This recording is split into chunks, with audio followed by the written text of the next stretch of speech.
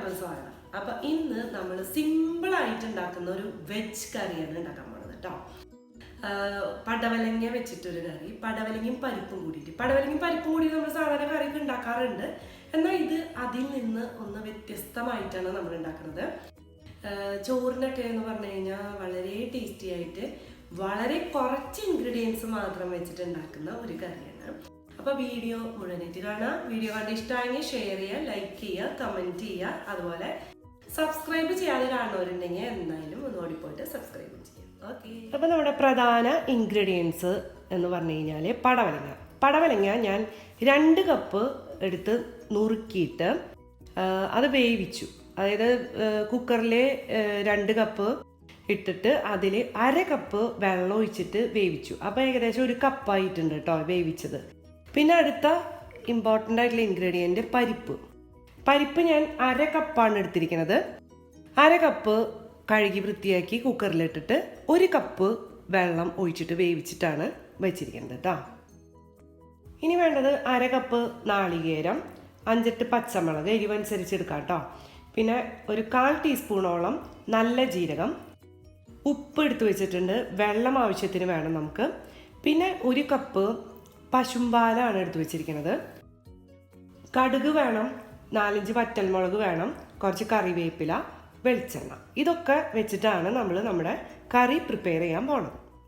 അപ്പോൾ ആദ്യം തന്നെ നമുക്ക് ഈ നാളികേരമൊക്കെ കൂടി നരച്ചെടുക്കണം. അപ്പോൾ നമ്മൾ 1/4 ടീസ്പൂൺ ജീരകം, പച്ചമുളക് വേണമെങ്കിൽ കീറിയിടാം, അല്ലെങ്കിൽ അരച്ചെടുക്കാം കേട്ടോ.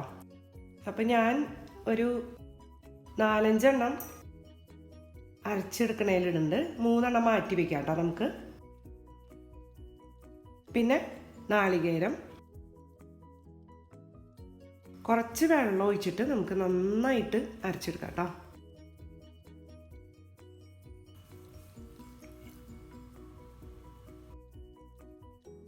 അപ്പോൾ നമ്മൾ പരിപ്പ് വേവിച്ച കുക്കർ അങ്ങനെ തന്നെ നമ്മളിവിടെ വെച്ചിട്ടുണ്ട് കേട്ടോ. ഈ കുക്കറിലാണ് നമ്മൾ കറി പ്രിപ്പയർ ചെയ്യാൻ പോകുന്നത്.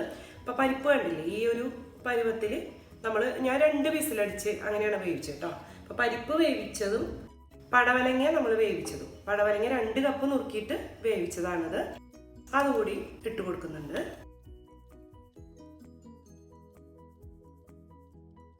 മൂന്ന് പച്ചമുളക് ഞാൻ മാറ്റി വെച്ചിട്ടുണ്ടായിരുന്നു, അതൊന്ന് കീറിയിട്ട് കൊടുക്കണ്ട കേട്ടോ.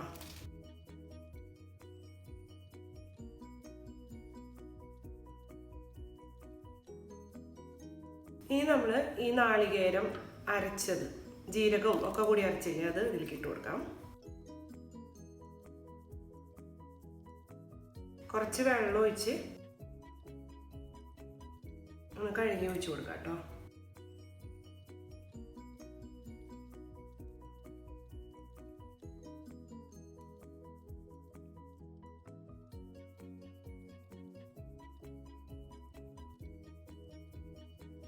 ഞാൻ പടവലങ്ങ വേവിക്കുമ്പോഴും പരിപ്പ് വേവിക്കുമ്പോഴും ഉപ്പിട്ടിട്ടുണ്ടായിരുന്നില്ല കേട്ടോ. അപ്പോൾ ഈ സമയത്താണ് ഉപ്പിടുന്നത്. ഞാനൊരു 3/4 ടീസ്പൂൺ ഉപ്പിട്ട് കൊടുക്കുന്നുണ്ട്.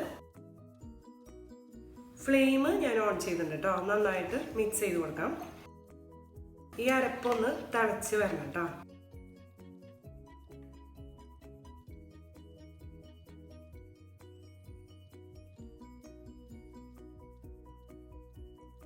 നമ്മുടെ കറി അരപ്പൊക്കെ കൂടി നന്നായിട്ട് തിളച്ച് വന്നിട്ടുണ്ട് കേട്ടോ. ഈ സമയത്ത് നമ്മൾ എടുത്തു വെച്ചിരിക്കുന്ന 1 കപ്പ് പശുമ്പാല് ഒഴിച്ചു കൊടുക്കാം. ഇതൊഴിച്ചിട്ട് 1 മിനിറ്റ് ഒന്ന് തിളച്ച് വരണം കേട്ടോ. തിളച്ചിട്ട് 1 മിനിറ്റ്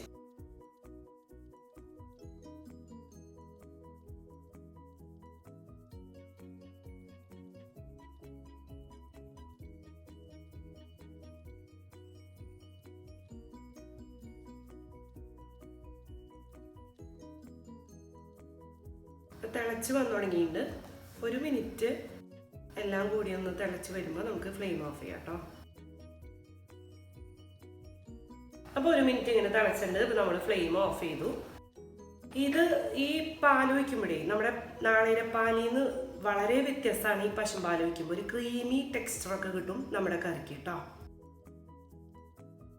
ഇനി വെളിച്ചെണ്ണ കുറച്ച് നമുക്ക് ഒരു പാത്രത്തിലേക്ക് ഒഴിച്ചു കൊടുക്കാം.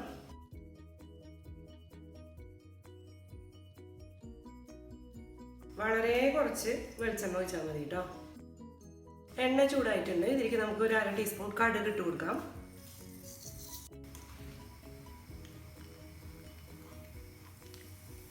കടുക് പൊട്ടി തുടങ്ങുമ്പോൾ നമുക്ക് ഒരു 4 പച്ചമുളക് പൊട്ടിച്ചിട്ട് കൊടുക്കാം.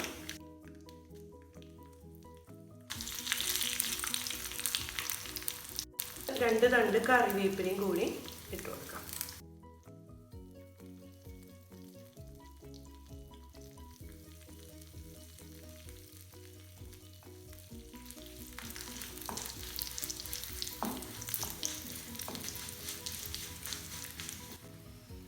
നമുക്ക് കറിയിലേക്ക് ഇട്ട് കൊടുക്കാം.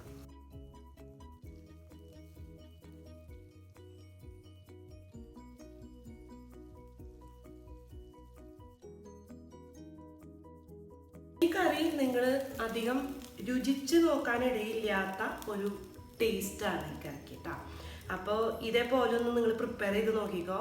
ചോറിനൊക്കെ ഉഗ്രൻ ടേസ്റ്റുള്ള ഒരു കറിയാണ്. അപ്പോൾ അടുത്ത പ്രാവശ്യം നമുക്കൊരു പുതിയ വീഡിയോ ആയിട്ട് കാണാം കേട്ടോ. Bye!